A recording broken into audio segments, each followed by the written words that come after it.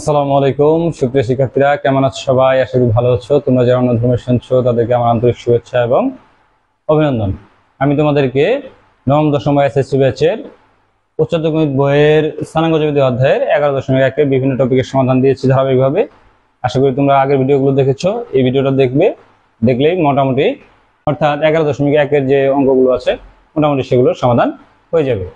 আর আমি তোমাদেরকে আগে বলে রাখি, আমি তোমাদেরকে অনলাইনে এবং অফলাইনে নবম দশম এসএসসি ব্যাচের সাধারণ গণিত এবং উচ্চতর গণিত বইয়ের বিভিন্ন টপিকের সমাধান দিয়ে থাকি এবং একাদশ ও দ্বাদশ শ্রেণী অর্থাৎ এইচএসসি ব্যাচের আইসিটি এবং উচ্চতর গণিত বইয়ের বিভিন্ন টপিকের সমাধান দিয়ে থাকি। তোমরা চাইলে আমার সাথে যোগাযোগ করতে পারো। আমার সাথে যোগাযোগের জন্য ভিডিও স্ক্রিনের নাম্বারে হোয়াটসঅ্যাপে যোগাযোগ করতে পারো, তাহলেই আমাকে পেয়ে যাবে। এখন আমি তোমাদেরকে এই প্রশ্নটা সমাধান করাবো। দেখো কি দেওয়া আছে, এ হচ্ছে 10.5, বি হচ্ছে 7.6 এবং সি হচ্ছে -3.5। বিন্দুগুলোর মধ্যে কোন বিন্দুটি পি এর সবচেয়ে নিকটবর্তী এবং সবচেয়ে দূরবর্তী, অর্থাৎ এদের মধ্যবর্তী দূরত্ব যদি আমরা বের করে ফেলি, যেটা দূরত্ব কম হবে সেটা সবচেয়ে কাছে এবং যেটা দূরত্ব সবচেয়ে বেশি হবে সেটা সবচেয়ে দূরে। দেওয়া আছে বিন্দুগুলো, দেওয়া আছে বিন্দুগুলো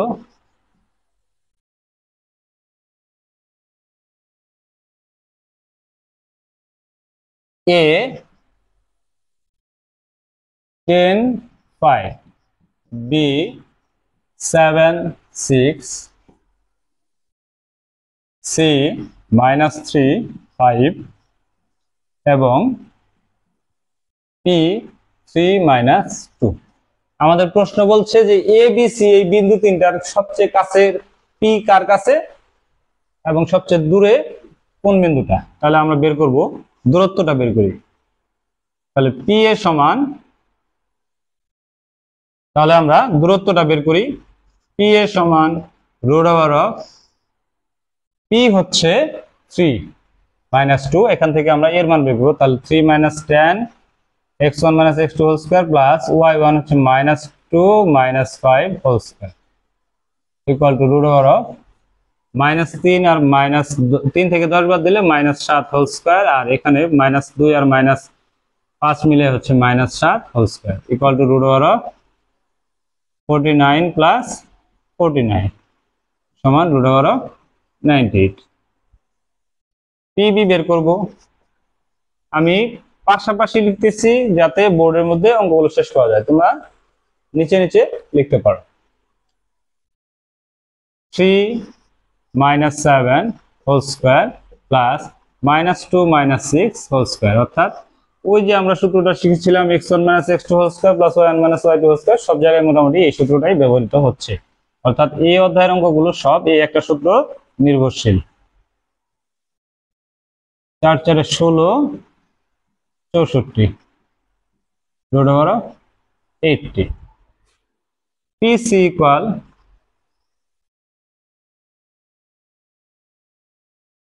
3 + 3 whole square -2 - 5 whole square 6 square plus -7 square 36 plus 49 equal to 85। আমাদের বের করতে বলছে কোনটি সবচেয়ে নিকটবর্তী এবং কোনটি সবচেয়ে দূরবর্তী। এখানে √98 সবচেয়ে বড়, তার চেয়ে ছোট হচ্ছে √85, তার চেয়ে ছোট হচ্ছে √80। অর্থাৎ এখানে এগুলা কার মান বোঝাচ্ছে, এ √98 হচ্ছে পি এ, তাহলে P A is greater than PC is greater than PB. অর্থাৎ পি থেকে পি এর মানটা সবচেয়ে বড় এবং পিবির মানটা সবচেয়ে ছোট, তাহলে পি এ সবচেয়ে দূরবর্তী, পি থেকে বিটা সবচেয়ে নিকটবর্তী। তাহলে সুতরাং এ বিন্দু সবচেয়ে দূরবর্তী ও বি বিন্দু সবচেয়ে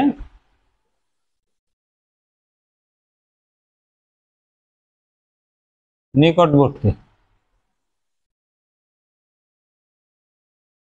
এই ছিল আমাদের প্রশ্নের অ্যান্সার। আমরা 9 নম্বর অঙ্কটার মতো 5 নম্বর যে অঙ্কটা আছে সেই অঙ্কটা করব। 5 নম্বর অঙ্কটা ছিল মূল বিন্দু থেকে দুইটা বিন্দু দূরত্ব বের করতে বলছিল। মূলবিন্দু স্থানাঙ্ক আমরা জানি 0 0 1 থেকে যে কোনো দুইটা বিন্দু দূরত্ব যাই দেওয়া থাক এটা দূরত্ব বের করব। এখন 10 নম্বর প্রশ্নটা করব। এই প্রশ্নটা খুবই গুরুত্বপূর্ণ, বিভিন্ন পরীক্ষায় এই প্রশ্নটা আসে। পি এক্স ওয়াই বিন্দু থেকে ওয়াই অক্ষের দূরত্ব এবং কিউ বিন্দুর দূরত্ব সমান হলে প্রমাণ করো যে এই অংশটা, এটা প্রমাণ করতে বলছে। তাহলে আমরা সলিউশন করব। সলিউশনের জন্য এই প্রশ্নটার জন্য একটা টপিক মাথায় রাখতে হবে, সেটা হচ্ছে পি এক্স ওয়াই বিন্দু থেকে কোন অক্ষের দূরত্বের কথা বলছে? ওয়াই অক্ষের দূরত্ব। পি এক্স ওয়াই বিন্দু থেকে